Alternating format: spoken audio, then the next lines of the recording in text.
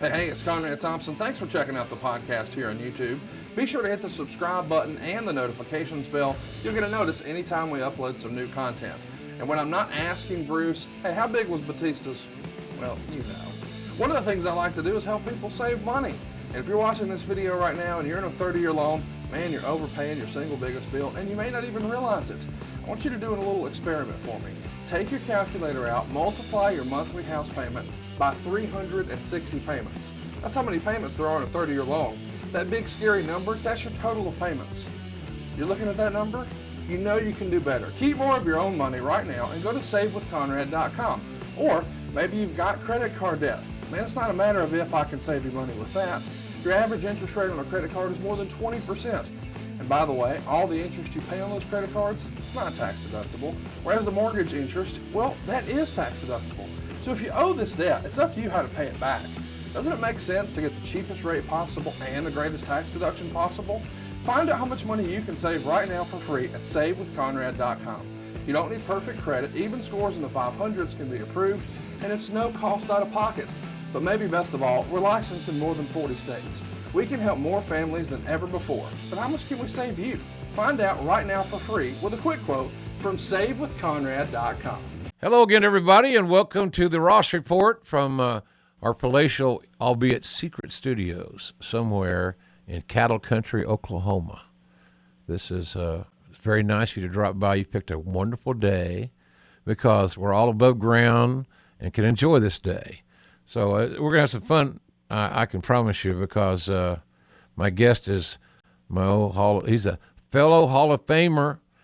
He's Michael Francis Foley from Long Island, New York, better known as Mick Foley. Hi, Mick. How are you? I'm doing great, JR. I really appreciate the opportunity to talk with you on the podcast. Congratulations on all the success. It doesn't surprise me. You are, and I might be dating myself here, but you are the Edward R. Murrow of wrestling journalism. Well, thank you, brother. You know, we zoomed to #1 in the sports category on iTunes. That's well deserved. So man. we got lucky coming out of the box, and I think it speaks to what we both love and embrace, sometimes figuratively and sometimes literally, the embrace of our fans and how loyal they are.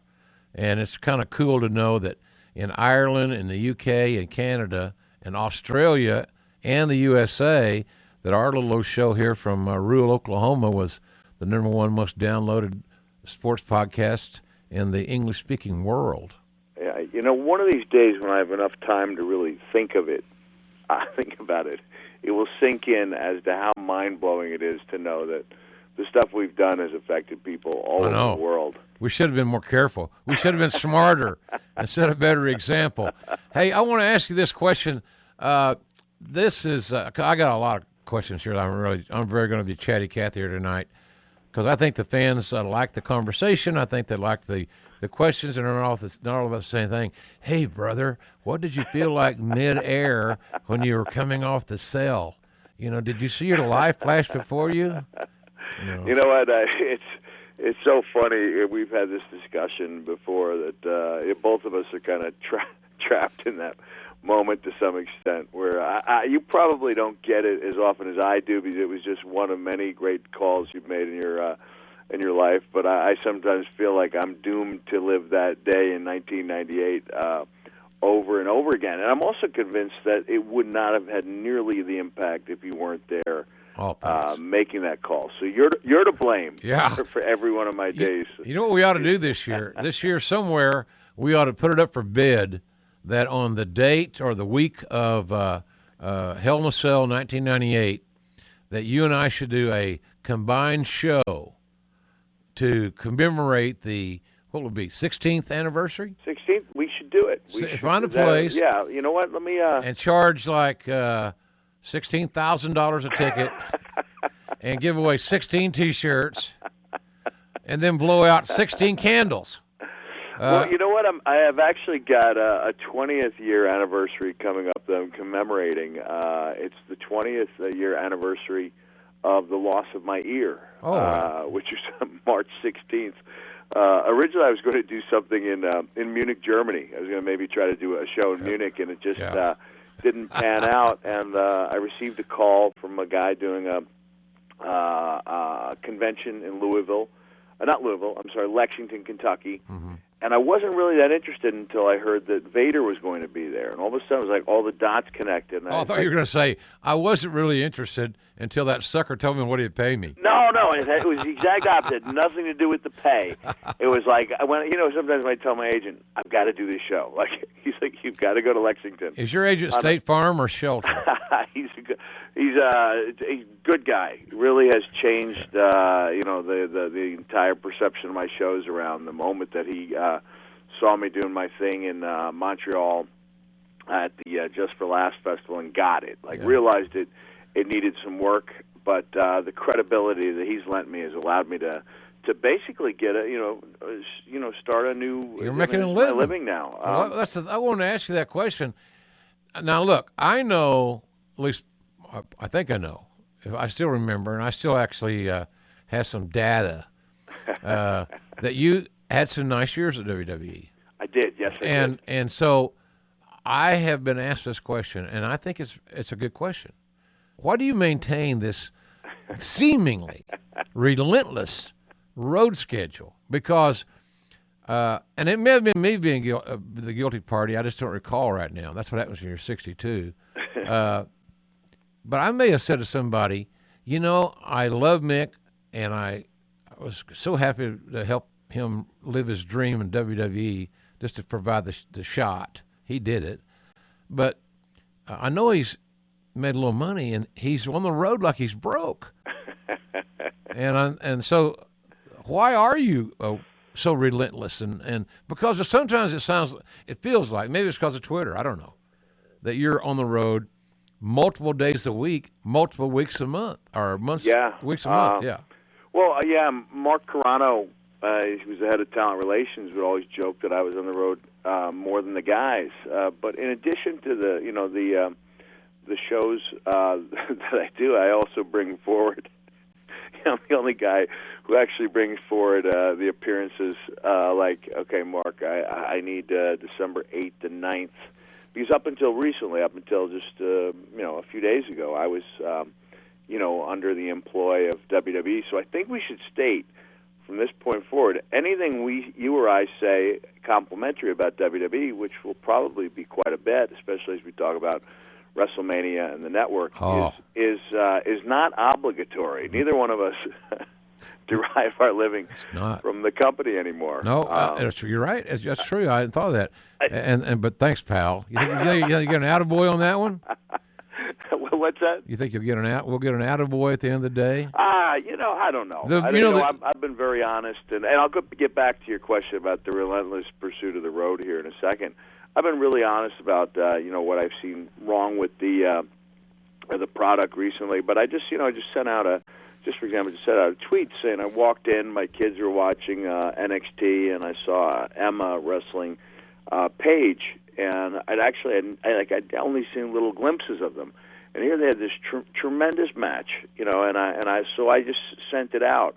Hey, walked in, wow, really impressed, and within 2 seconds, I got a letter from Jerry McDivitt. No, not from Jerry McDivitt. No, from Paige. And, good. When I had mentioned to Emma, because I'd asked her if she would mention my WrestleMania raffle, which I hope you and I will get to in a little bit. That's a big deal, the WrestleMania raffle. Yeah, you can't forget that. JR. No, we're going to talk plenty about that. But the idea that the words that you or I say have this impact, not just on the people that we're lucky enough to have following us, but on the performers out there who see a nod from us as something special is really pretty profound deal. I'm not so sure how comfortable I am in the big picture of that statement. That what we say actually influences people, because I'm just an old wrestling announcer and you're just an old wrestler. But at the end of the day, we're just human beings, and we've loved life and we've lived it, and so sometimes we share our opinions, and if we can help people, then cool. And they like this show, that's even better. But what I'm trying to say is that neither of us have ever really gone out of our way to portray a role as it comes to how we conduct our lives. True. It's kind of, you had good parents, and so did I. And we want the next generation to have it better than ours. And sometimes I wonder about that aspect, but that's for another political show, I guess. So you're on the road. I am. But why the motivation to do so much? Oh man. Yeah. I mean, I could, in one respect, I do try to balance them out. The story I was telling about Mark Carano is where I brought him I wanted to compete. Mark Carano's getting way too much publicity. First Total Divas, and now this. Well, I wanted to compete in the International Fruitcake Eating Competition in Santa Claus, Indiana. And it was at that point that Mark dropped his head and he said, "Only you, Cactus, only you." And the nice thing about doing these shows is that I can, kind of book my own interests. I can book the shows around my own interests. So if I want to do and kids write it off. Yes, I can write off a visit Legit. to Santa's Candy Castle in Santa Claus, Indiana, home of the International Santa Claus Hall of Fame, as a business expense, because then I can book, I can book Louisville. I did show in Lexington. You're laughing in the face of government. No, I'm not laughing. Legitimate business. It's funny. I have very little in the way of wrestling memorabilia in my house, but I'm looking at the 3 trophies I won at the fruitcake eating competition nice, as we speak. It's nice. But on a more serious note, JR, we make a lot of money. I saved a lot of that money. I've been fortunate enough to have been able to give to causes I believed in, but at the end of the day, no one's going to take care of me in my old age, and some of the things I've done in pursuit of entertaining people and earning a living might carry with it long-term, very expensive ramifications. And Interesting. so I don't think there is such a thing as enough when when an economy has collapsed a couple times, and when I've had some scary walks down in the mailbox where I open up an envelope and see that I lost more money than at that point, and with 2 more children, I thought there's a market right now for what I'm doing. It might not be there in a couple of years, and I enjoy it. I think that's primarily one of the fears that people have when they come to see me, is that they'll feel bad that I'm in front of a few hundred people instead of thousands. And I think they walk away realizing that I'm enjoying myself as much on that stage, whether it's in front of 200 fans or 20,000. I get it. It really doesn't matter as long as you're connecting with the people that are in attendance on any given night. I get it, my friend. I get it. It's kind of an elixir. It's one of those snake oil things that work for certain people, and you and I are in that category. It's you go out there on the stage, and I haven't done it, even a smidgen of times that you have, but I'm having fun doing my little shows. I'm I'm just too damn lazy. I don't want to go out as much as you do. So I'm picking my spots, as they say.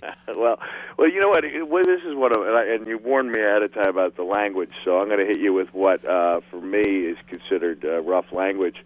But when I was, when you do a loop in January and you just miss 3 feet of snow in Buffalo, and your flight to Cleveland is canceled, so you fly into Columbus and drive the extra 3 hours and show up at showtime, and then you circle around to Erie, PA, and Rochester, New York, and go to Toronto and fly out of Buffalo. Oh. Like you're not going to those towns to suck.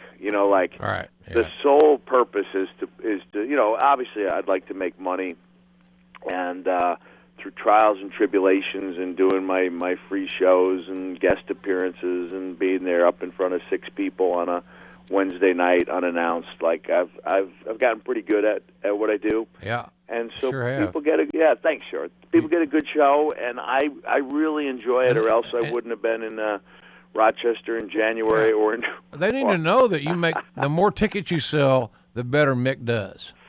So it's not it's not like you're entirely dependent on the crowd. Yeah, here's the thing people got to understand. They listen to this is that when Mick comes to your area and you want to have a lot of fun and listen and tell great stories and leave there feeling better than when you arrived, then you'll go see Mick Foley in your local area. Because, and let's all be honest about it, Mick and I love the fans, but I'm not going to be. I don't have my nose would be Pinocchio-like by now if I said that, hey, I kind of like to make them extra cash too. I'd like to help pay the grocery bill because I'm neither of us, as we established, are working for WWE. Hey, on another note, I had this on my list. We kind of you brought it up. What do you think in the future you're going to have repaired physically? Oh man, there's it's funny. One of the things I say occasionally during my shows is that, hey, despite what you may have seen on my on your TV screens, I was never actually crazy when I wrestled, and I'll say I was never even reckless. And I usually get the laughter there, and then I'll look and I go, maybe a little reckless. Oh yeah, maybe. But you know what, JR, I wasn't out of control. Like a lot of the things I did specifically because I was in control of my own destination. There were moves that I took as opposed to being thrown around. Like I really insisted that people, respect me when I was out there. And so the things I did, they resulted in a lot of long-term, it wasn't necessarily I'm one of the few guys, or not one of the few, but I'm lucky to have gotten away without the wrestler's neck surgery that so many of the guys have needed. But my knees are both going to be replaced, and that elbow that I dropped so often, which I thought would create damage on the outside part of my hip, actually created a grinding process inside the pelvic girdle. That's very pleasant. And maybe the first time, ladies and gentlemen, anybody in the world has ever heard Mick Foley say pelvic and cradle. That's the less disturbing way of describing it, because the actual names of the bones are the pubis and the ischium. Ooh. And it's the type of condition that makes even the most seasoned orthopedic guy call his colleagues in and say, I've never seen this before. Because no one specialized in a move that created that kind of grinding, chipping away process. So, for one, I accept. Okay, so we're up to two knees and one elbow.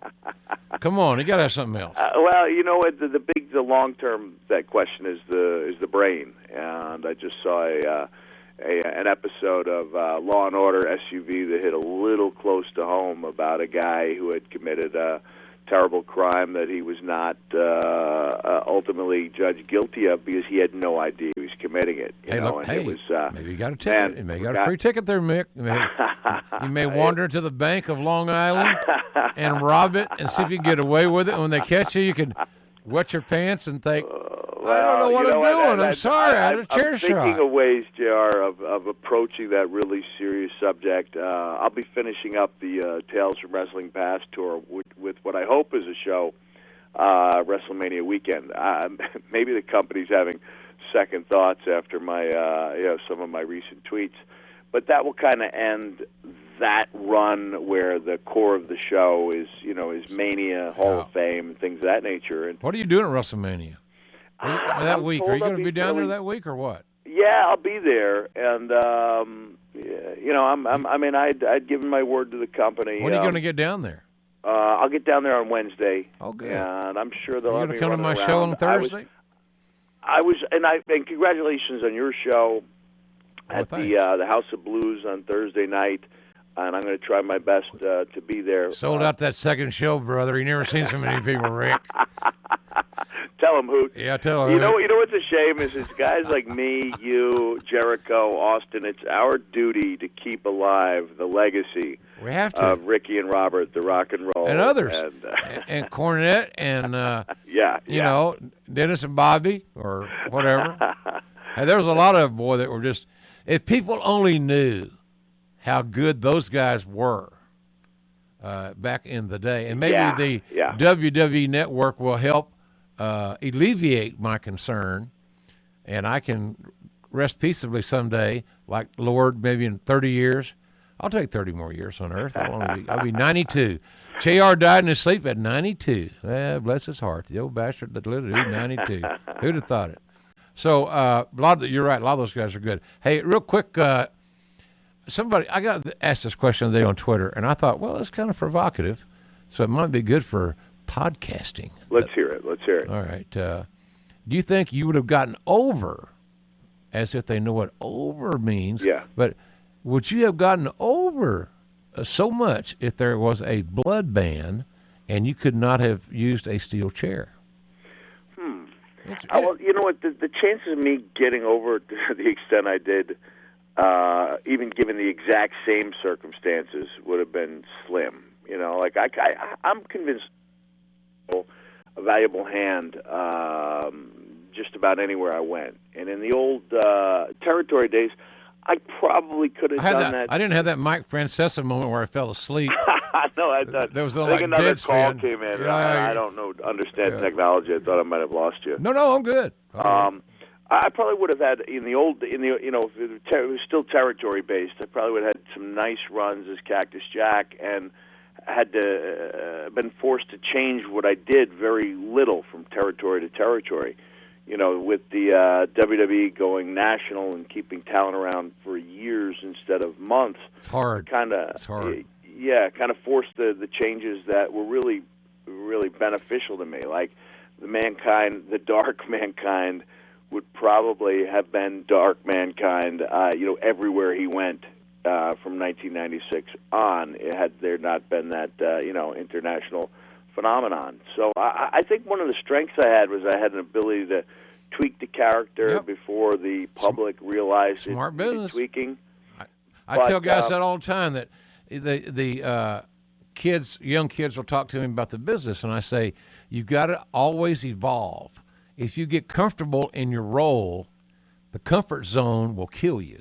Oh, it will. And I saw some guys kind of got swept away by the tides of change without even realizing it, because they were relying on the catchphrases for too long. I do want to answer that question about the blood and the chairs. Yes. I think, when you exclude my comeback matches from 2004 on, which did tend to be bloody, and you look at what I did during my 4 main years in WWE, you'll actually see that although, the chairs that's a fair comment, but I believe I was only involved in 4 or 5 gratuitously bloody matches. It didn't mean like during the Hell in a Cell that, I didn't get my teeth knocked through my lip and into my nose and that I bled from my mouth, but I wasn't involved in bloodbaths.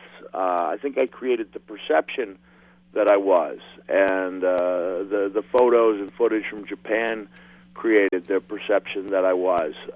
So I was just fine without the blood. I really was. The chairs, you know what? I mean, there are ways. The chair to the back is really almost as effective. Is it good that the WWE has barred chair shots to the head? Yeah, definitely, because there was only one way to go, and that was just to progressively hit people harder and harder. Yeah. There's nowhere to go. But or if you hit them 4 times last week, you can't hit them 4 times again, or it's just the same. You know what I say when I get on stage, when I do my show, I really tried to limit my show to 1 F-bomb.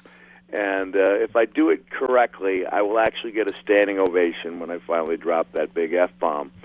And I'll compare the use of that word for a guy on stage to the steel chair for the wrestler, because when used sparingly, right, very good point, it can be very, very effective in creating a unique sense of realism and drama. But all too often, the F-bomb, like the chair shot, is used as a way to kind of create that easy pop. So, back in the ECW days, as much as I enjoyed my ECW experience, guy would go out first match, and how do I get a pop? Let me see. They're not reacting. Let me get a chair. And it really upped the ante to where, when I was, I think, in my second match in ECW, like, it wasn't my. See, I don't think I don't think there's anything wrong with your brain. What's that, I don't think there's anything wrong with your brain. Now, I don't know if your hearing is so good, but I think your brain is fine because if you can remember your second match at ECW. Oh, I can. Yeah. And I got to tell you, on a serious note, getting out there and performing regularly like I do is like exercise. It's really I agree with the that. best thing I could do for my brain. Hey, I want to talk more about that. I agree with that, and I want to talk about the brain thing because I have I don't say I have issues, but I have concerns because I'm getting older. But I want to talk to you about that. So just hang on a second. I have to pay a bill. We have great sponsors that help keep us on the air for free. So Mick, hang on a second, and we'll be right back. You got it. We're back with Mrs. Foley's baby boy. How I ever came up with that, I'll never know. Mick Foley has joined us here tonight on the Ross Report. Thank you for downloading. And Mick, I know we talked about your tireless work schedule, but you are even more tireless with the causes that you truly believe in. And we're going to talk more wrestling, but this is really important, everybody. This is something that you can help. It'll make you feel better. Anytime you do something good for others, I promise at some point you have this pang of enjoyment. It's a good thing. You really do. I believe that. So I do, yeah. Mick's got a WrestleMania raffle. Tell us what the WrestleMania raffle is. We're calling it the WrestleMania Dream Vacation. And one of the most rewarding things to me was I did it 2 years ago. I didn't do it last year. WWE was concentrating a lot of its efforts on Hurricane Sandy, and I knew I was going to be really busy. But 2 years ago, we raised $60,000 for a group called RAINN, RAINN, very pleasant-sounding acronym for really difficult words, which are Rape, Abuse, Incest National Network.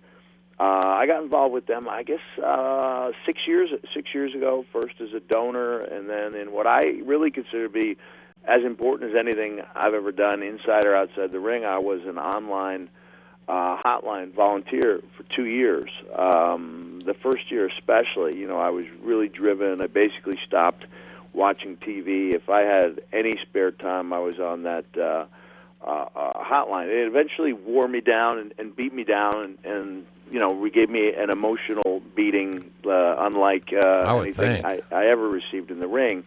But I felt like I was making this profound difference. And when I was done, I realized that maybe the best way I could continue to be part of the organization was to create awareness for a subject that wasn't often spoken about and hopefully raise money. So when it comes to the raffle, it's really simple. The guy who won 2 years ago wrote this tremendous blog, which I'm going to try to put up on my website or my Facebook page in the next couple of days. MickFoley.com, ladies and gentlemen. RealMickFoley.com. If they want to check out the raffle, it's RealMickFoley.com/raffle. But he just kept saying, just when he thought it couldn't get any better, it got better. He could not believe, all the extras that were in there. So this year we have loaded up. It's round-trip airfare for two from any major city in the world. It's open to anybody from age 18 and up with a credit card and passport. It's two great tickets. I went out of my way after watching last year's Mania on a monitor overlooking the parking lot at Giant Stadium to buying 8 really great tickets for my family. So we're not using all 8, so 2 of those tickets will go to our winner.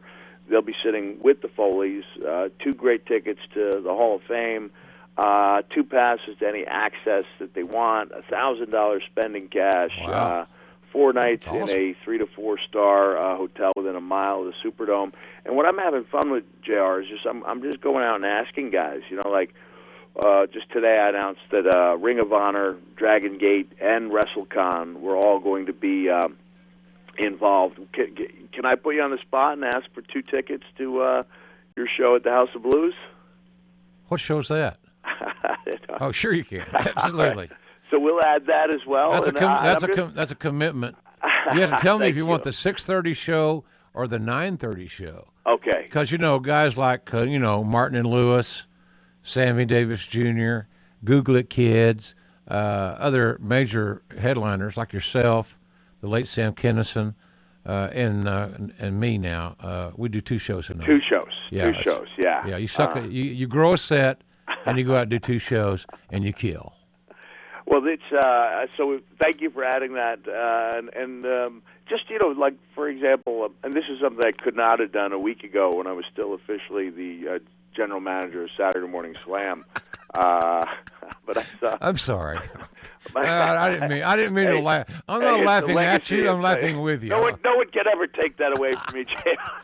Damn you. Damn him, man. He's got a family, and he was general manager of Saturday Morning I am SmackDown. dying for someone to put. I asked my son, who's very proficient, my 13-year-old video, I said, just put together a slow-motion video of me dancing with different people, whether it's the primetime players, the Usos, Brodus Clay. I just want a video made to Barbara Streisand singing "Memories." That's great. Hey, commemorating what happened to the guy What happened to the guy that jumped off his house and then gave me the mandible claw in an interview?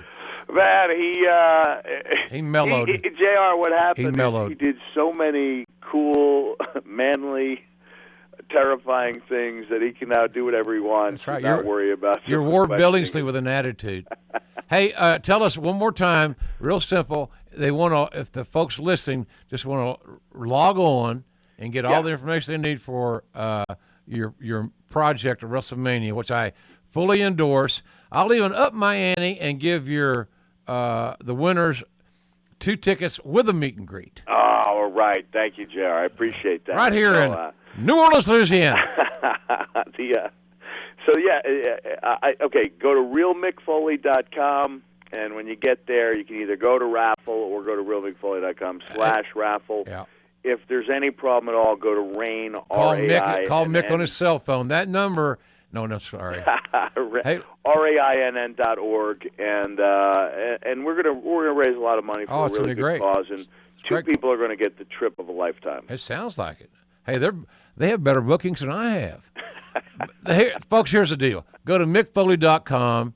Real Mick Foley. Got to be real Mick Foley. Real Mick Foley. REAL, real. Some other Yahoo has the other Mick Foley. He should that would be WWE has the Mick Foley. They should be ashamed of themselves to make this man call himself the real Mick Foley. Hey, look, so that's good. So go to therealmickfoley.com. If you're not smart enough to figure it out once you get there, it probably doesn't matter. All right. So, hey, I've done a lot of research on this show. I feel a little Dan Rather-ish. So what I'd like to do is some of my questions have yes and no answers. Okay. Now, you have got to stonewall me and give me, no personality, yes or no. But so the answers are essentially set up to, we get a lot of material in, and your answers can be I'll make them concise.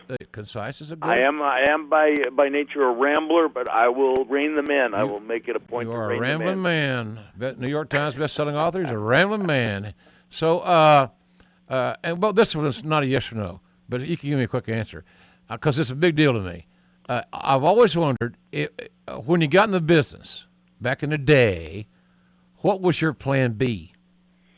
Plan B was to be on the other side of the camera. I just wrote about this a couple days ago, saying that I gave myself until I was 26 years old to start making a decent living in wrestling, and I was planning to do something on the other side, hopefully in wrestling. So even while I was part of World Class Championship Wrestling and getting my first decent push, I was spending at least one day, and often more than that, on my off days, going down to the production studio with Video Bob Von Gursky. Yep.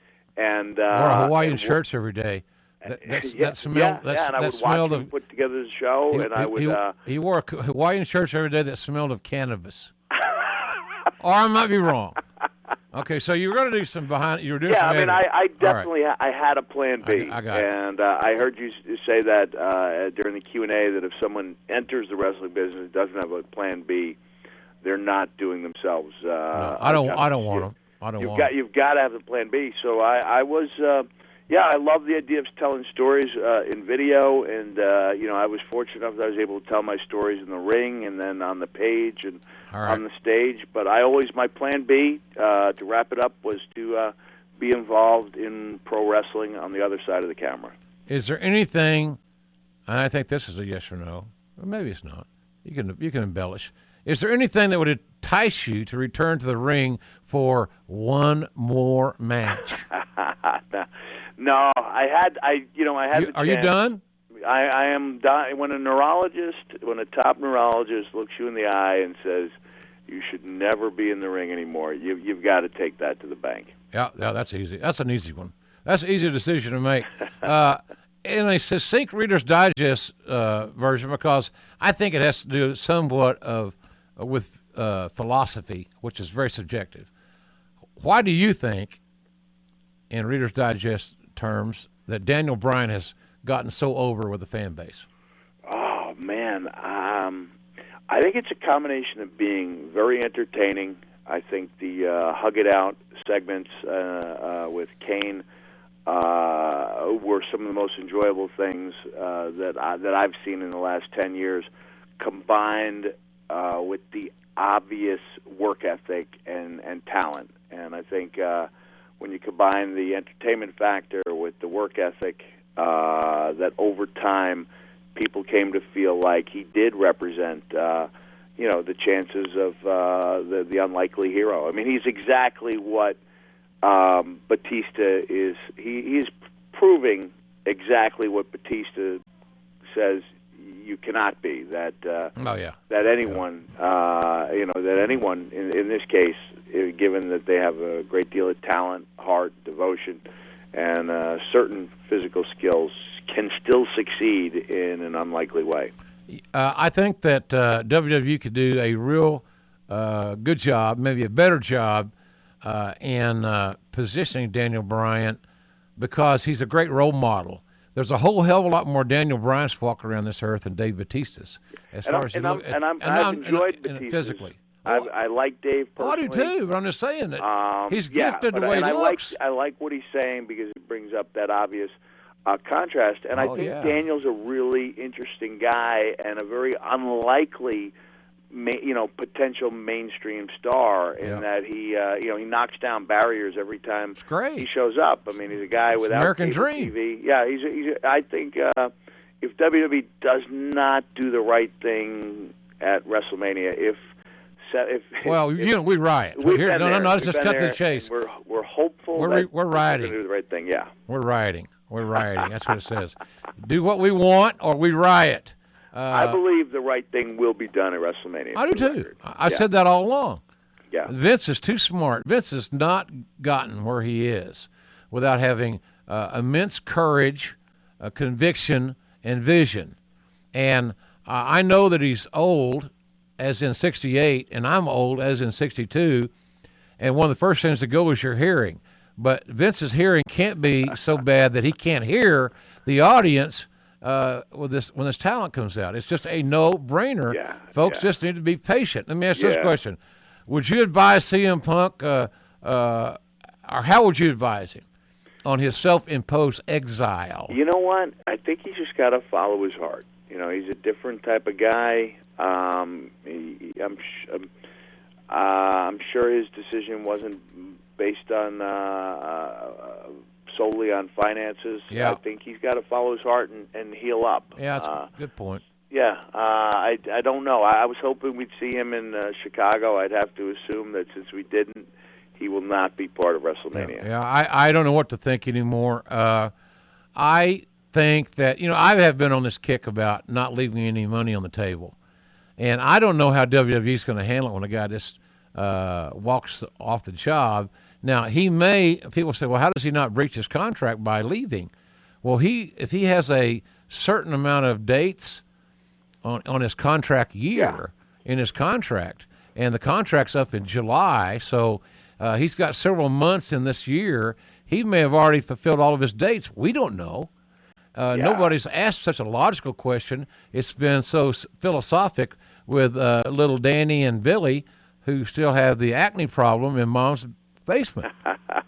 Well, And I also imagine that any number of physicians would be able to say that he should be taking a long physical break, because he worked as intense a pace as anyone I've seen over the last decade, night in and night out. And I'm sure his body, I'm sure the well, that don't count though, because wrestling's fake. You guys know how to fall. We do. You know how to fall. You're cheating. Are you in disbelief, as am I, when fans think that I'm lying when I tell them that our interview with Mankind and JR, where JR got the mandible claw, didn't have a formal written script? Yeah, I'm really proud of that. For People the think longest time, I consider that one of the finest things I ever did. And I think to this day, it was the only turn in that I started that interview as a heel, and by the time the 5 segments had shown, I was a babyface without ever actually turning. The interview turned me. It was so well done that I guess people could expect it to have been scripted, but I think had we tried to sit down and work out questions and answers, it would have sucked. I think it would have been okay, but I don't think it would have. But we had there'd been writers involved, and people trying to interpret our feelings or pretend they were us. Look, I got all the respect in the world for the writing staff and how they travel, and the commitment and the pressure that they're under. And most of them are young, so they're very plugged into social media. So they see themselves, albeit nameless, gut and quartered almost every day. So, but on that night, we had a theory that we thought would work. And I don't think anybody could write what we said. And I don't know that we could say, again, what we said then. It just happened. It was a special place and time, and as I mentioned at your show, I didn't even know Mr. McMahon was in attendance because of the lighting, and it wasn't until we went to change tapes that I heard that voice in the darkness say, "This is outstanding." And to this day, I feel like that was the night in Mr. McMahon's eyes that I became a star in WWE. And OJR made a nice hire. Yes, you didn't break my heart. Well, I didn't see him standing in the darkness either. He kind of blends in sometimes with the aura of darkness. You know what? On the nights where I am fortunate enough to have a second show, I'll try to change things up quite a bit, just so I don't feel like I'm, reciting dialogue. Cheating. I feel like I'm cheating if I do that. And I've started throwing in little snippets from that interview, and it's amazing the response it gets, to the point where when I you're over, brother. Yeah, well, that interview, and I think the idea of slipping into a 1997 Mankind and really getting into that character in front of people is something they enjoy. So I'll probably make it a point to do more of that with the new show. You can find out, ladies and gentlemen, where you can enjoy Mick Foley at mickfoley.com. Thank you very much. RealMickFoley.com. The real Mick. Yeah. I still say it's an outrage. You should have it should be just Mick Foley. Please go to Real Mick Foley, for God's sakes, ladies and gentlemen. He's a human being. How would you shortly describe your tenure in TNA? You have fun? Checks cashed, right? Well-intentioned, but I think at the time, at a certain point, they just had too many non-wrestling talkers. And my usefulness was done after a year. So I was thankful to have the place to work. I've said before that I should have appreciated it for what it was instead of what I kept trying to think it should be. And I'm grateful that Dixie Carter had the vision and the intestinal resources fortitude to create a place where people could earn a living and make an impact. Well, I try to like TNA, and I want them to succeed, because the more places the guys that have the same hearts as ours, that love the wrestling business, can work, the better. That's why I see it. I don't, it's but I have some philosophical issues that some of their problems could be easier fixed, but that's for another show. Here's a yes or no. Here's a good one. It's not a bad question. If asked, would you join WWE Creative? Okay, I didn't think so. Perhaps as a consultant, but I would not go on the trips and would not come in for Screaming? regular meetings. Okay. You want to just get a recording of being screamed at, and then we can play it at your discretion. Honestly, you know, I've written like 3 different ideas for people and sent them out over the last 2 years and gotten no feedback. So I'm guessing that's they always don't want encouraging. my input. No, that's always encouraging. Okay. And now that's the soundbite everyone will hop on, I believe. Yeah, that'll make the dirt sheets. Foley indicts WWE for refusing his ideas. Okay. Now, you know what? I'm going to make a prediction, JR. Okay. I'm going to put out a post, and I want to send out a tweet that says, find out why I rate over Jake the Snake picking DDP over me and I want to send them to my Facebook post. Good. To my Facebook, and then it's going to go, okay, there's absolutely no reason. We just thought DDP's the perfect guy. Exactly. I just wanted to see how many people would come over here, and I guarantee there will be. Do that. Please do that. Newsletters pick it up as a Foley irate over being passed over. Yeah, please do that. I do like that. Hey, yes or no? Is there any bigger attraction at WrestleMania than the streak? No. Okay, I agree. Well, I agree. Are you disappointed that the alleged, purported, attempted angle with Dean Ambrose was shelved?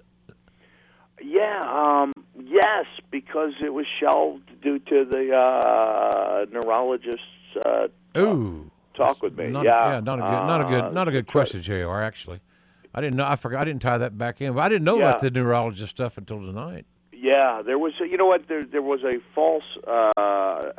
Actually, like I may work the new show around part of this, but there was some miscommunication. I would say if you can remember, that would be cruel.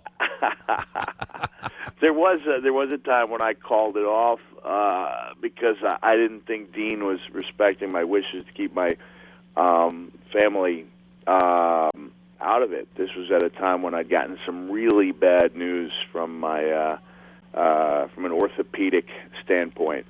And Dean was in the UK and wasn't receiving my texts. Cheap ass. Get on an international phone. And by the time he got back, I had written, I had gone on a rampage, and it looked like that angle could not be rescued. We did. We were. Then we got on the same page. We were ready to do it. I was ready to really put my heart and mind and soul into it. And it was then that it turned out that you weren't able. The neurologist stepped in, and it was like that failed reunion of Simon and Garfunkel at the Garden. By golly, it just didn't happen. Just didn't happen. The neurologist threw in the towel for me, and while Dean Ambrose may have been the happiest when he got his break with the Shield, trust me, I was not far behind. I was really happy to see him get a break and know that I wasn't responsible for crushing his future. Good kid, I tell you. Yeah. Who is? And I don't want to go too deep into this, but did you work with anybody in your career that you enjoyed working more than with Undertaker? It's really tough to say because is he in your small little handful of favorite guys you ever worked with? Yeah, undoubtedly. And I think my favorite part, I haven't watched my speech. I think I went too long. Should have went home at Yo Adrian. I did it. But I think the unplanned parts where I talked about never once, about always appreciating what a privilege it was to be out there with him and understand that without him and the matches that we had in 1996, I wouldn't have been standing on that stage in 2013. I think that was the most, poignant part of the speech. So, without him, essentially, you and I are not having this conversation because I wouldn't be relevant. I don't know. I think I'd have got over. maybe. Yeah, you would be in the same position. You'd just be having a different conversation with somebody else. I don't know. Maybe so. You know. All right. Well, I was really fortunate. I had all those great guys. Austin at his peak, Triple H as he was, as he was just about to hit that peak. The Rock on his rocket ride to the top. Terry Funk, where we did those terrible things to each other. Damn you, Foley, you egg-sucking dog. That's what you are. You're an egg-sucking dog, Foley. Do you hear me? Your mother's a whore. Will that make air? No, Terry. Make air. And he meant that in the most respectful way possible. Of course. But I have to say, without Undertaker, none of the things that followed would have happened. He's pretty important to all of us, quite frankly, and he's very important to the. I don't think since the. I have this theory that the more often you change titles, the lesser they mean, and the WWE World Title needs to be fully refurbished emotionally and even consolidating into one belt. But I think since the title has been lessened and guys like Austin and Rock and Triple H made that title yourself, made it mean something for whatever reasons, that the streak has surpassed any WWE title match at WrestleMania for the past several years. Yeah, and I think it's at this point, I don't know if we're coming to a close. If we are, this might be a good way to close. If not, we can always pick up and continue. But I'm going to repeat the request I made to him face-to-face, and then the request I repeated last year at the Hall of Fame. It's just, Undertaker, if you're out there, whatever you do, it's your life. But I believe it's in all of our best interests that you never start tweeting. just something about the letters LOL. Yeah. We can't have OMG. that. Yeah. OMG HIAC 98. That means, oh my God, Hell in a Cell 98. Dead men don't tweet, JR. Dead men don't you're right. tweet. Clint Eastwood said the same thing, I think, in some Italian Western one time. Hey, what is... okay, here's a quick one. I got two more, and we're going to finish up here. You got it. Or maybe three.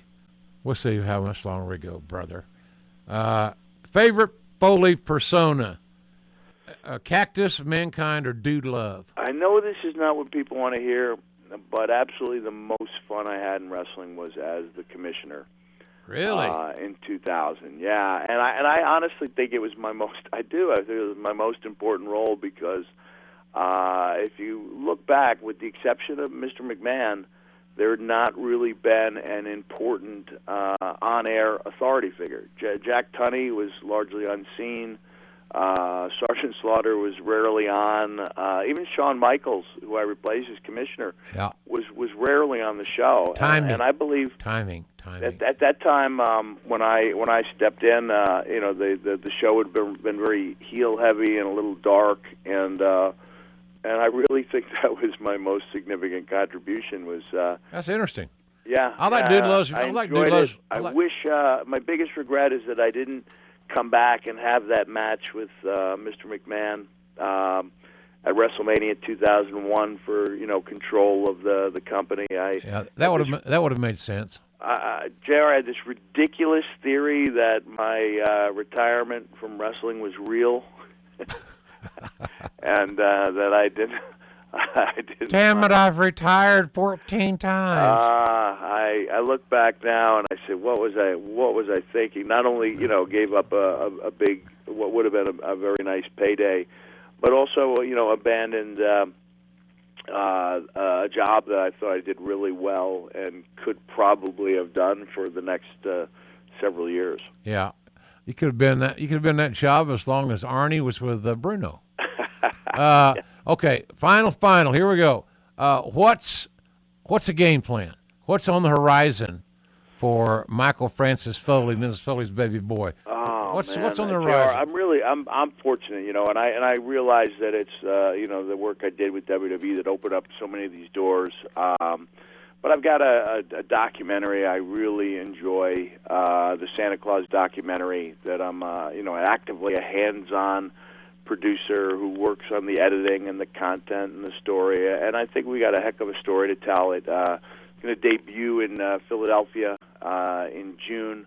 I'm really enjoying working on that. I've got another one, much more serious documentary that I'm helping out with about the idea of what's known as slut shaming in schools and in public. That's obviously going to have a much more serious tone than the Santa movie. I'm probably going to take on a play that my friend Dee Snider has written, a modern-day Christmas classic that will debut in Chicago in November. And basically, I'm taking this live show around the country and different parts of the world. So I'm having as much fun as I ever did. I'm really fortunate that as the 25,000 retweets following the Royal Rumble showed, that a lot of people feel that I'm still relevant. And I would welcome an occasional role on TV. If there's a couple ifs involved that I will go over with the powers that be when and if that call comes. All right, that sounds entertaining. Let's just say I was not happy about being brought out to Texas for 4 days away from my family with the idea of being Santa Claus and then being written off the show while I stood there with my beard bleached white and, as Triple H correctly surmised, more money tied up in one outfit than everything he'd seen me in combined for the previous 23 years. And I was written off because somebody said we already had enough Santas on the show. So, oh, Lord. One of the benefits that sounds like another not being podcast an employee is that I can actually ask questions if that phone call comes. Well, and reach a better understanding as to what my role will be when and if I show back up on TV. I don't think you're going to be wanting for any work. No, I think that there's great things down the road. I think you and I have some potential collaborative efforts. I'm certainly going to be writing a book someday. I'm going to need your advice. Yeah, you got it. And that should be fun. Well, listen, I want everybody to check out MickFoley.com and get the information on the Wrestlemania promotion, the raffle. The trip of a lifetime is really cool. And, Mick, so are you. I thank you so much for being with us. You know what I think of you, and I'm out here in the desolate part of Oklahoma with cattle walking the paved streets. I think I'm on the set of, what was that Ben Johnson movie with Timothy Bottoms and, what was the name of that damn movie? Someone Google it, please. Yeah, Google the damn thing. What was the name of that movie? My crack staff doesn't have a clue. I think someday I'll figure it out and I'll tweet it out to you. Ben Johnson. The Last Picture Show. The Last Picture Show. I am I may be on the lot of the Last Picture Show. A cow is walking down the pavement of the main street. Nonetheless, thank you, Mick, for being with us. Can I write the headline? We just had a great 1 hour talk, and headline for tomorrow will be Foley still bitter over Santa Claus snub. And JR is bitter that he was dissed on Monday Night Raw by JBL and some unknown voice that sounded like he gargled with Drano. All right, Mick. Hey, thanks, buddy. I appreciate you. Thank you, JR. Hey, all the best, okay? You bet. All right, bye. Hey, it's Conrad Thompson. Thanks for checking out the podcast here on YouTube. Be sure to hit the subscribe button and the notifications bell so you get a notice anytime we upload some new content. And go save yourself some money right now. If you're in a 30-year loan or you have credit card debt, it's not a matter of if I can save you money. It's a matter of how much. Find out right now for free at SaveWithConrad.com.